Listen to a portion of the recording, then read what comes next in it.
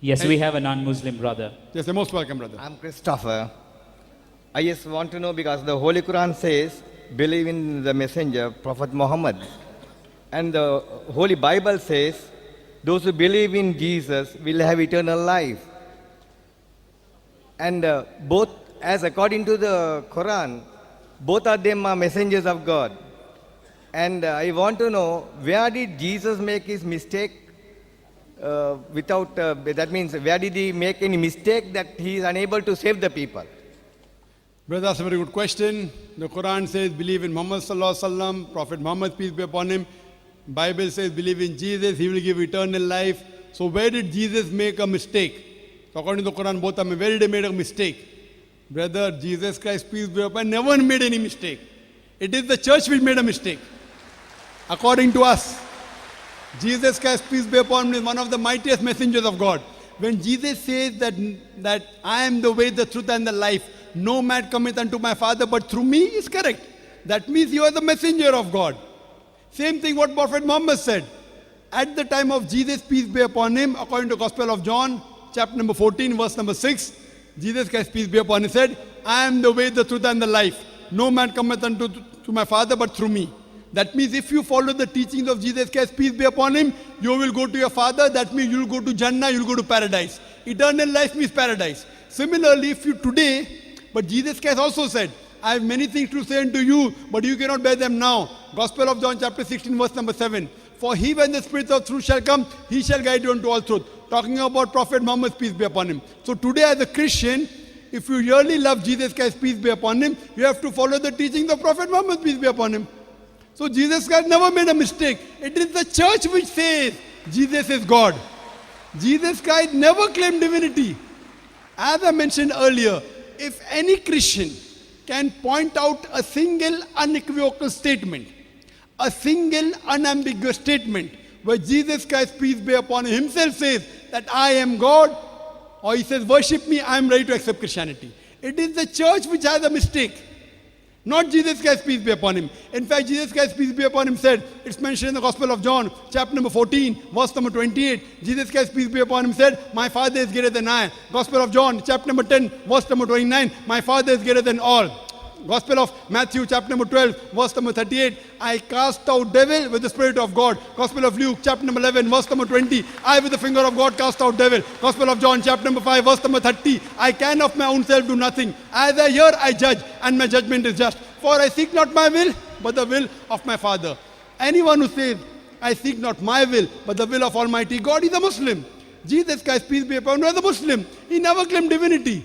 And it is clearly mentioned in the book of Acts, chapter number 2, verse number 22, that ye men of Israel, listen to this. Jesus of Nazareth, a man approved of God amongst you by wonders and miracles and signs, which God did by him, and you are witness to it. A man approved of God amongst you by wonders and miracles and signs, which God did by him, and you are witness to it. So never did Jesus Christ, peace be upon him, claim divinity. And Jesus Christ, peace be upon him, was never wrong. It is the false understanding of the Bible. So I, as a believer in Jesus Christ, peace be upon him, a person who loves Jesus, peace be upon him, I say that I am more Christian than the Christians themselves. If Christian means a person who follows the teachings of Jesus Christ, peace be upon him, I am more Christian than the Christians themselves.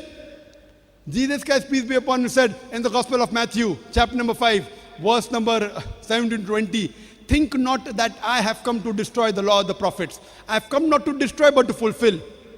For until the heaven and the earth pass away, not one jot or tittle shall pass away from the law until all be fulfilled.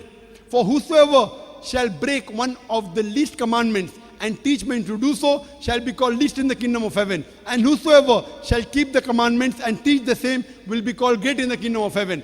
Unless the righteousness of the scribes and the Pharisees exceeds the righteousness, unless your righteousness exceeds the righteousness of the scribes and the Pharisees, in no way shall you enter the kingdom of heaven. So Jesus Christ, peace be upon him, said, you cannot break a single law or a tittle of the Old Testament. It's mentioned in the Old Testament, in the book of Leviticus, chapter number, verse number 7 and 8, that you should not have pork. In the book of Deuteronomy, chapter number 14, verse number 8, you should not have pork. It's mentioned in the book of Isaiah, chapter number 65, verse number 2 to 5, you should not have pork. The Christians have pork, but the Muslims don't have pork. It's mentioned in the book of Ephesians, chapter number 5, verse number 18, and the book of Proverbs, chapter number 20, verse number 8, that you should not be drunk with wine. We Muslims don't have alcohol, but the Christians have alcohol. Jesus Christ, peace be upon him, is mentioned in the Gospel of Luke that he was circumcised on the 8th day. The Muslims are circumcised, most of the Christians are not circumcised. So if Christian means a person who follows the teachings of Jesus Christ, peace be upon him, we Muslims are more Christian than the Christians themselves. We love Jesus Christ, we respect him, we revere him, we follow him, but we don't worship him because he was the messenger of God and was not God. Hope that answers the question, brother. So do you believe that Jesus is the messenger of God? Yes, of course. Do you believe that Prophet Muhammad is the messenger of God? I don't. You don't? Because I believe in the Bible.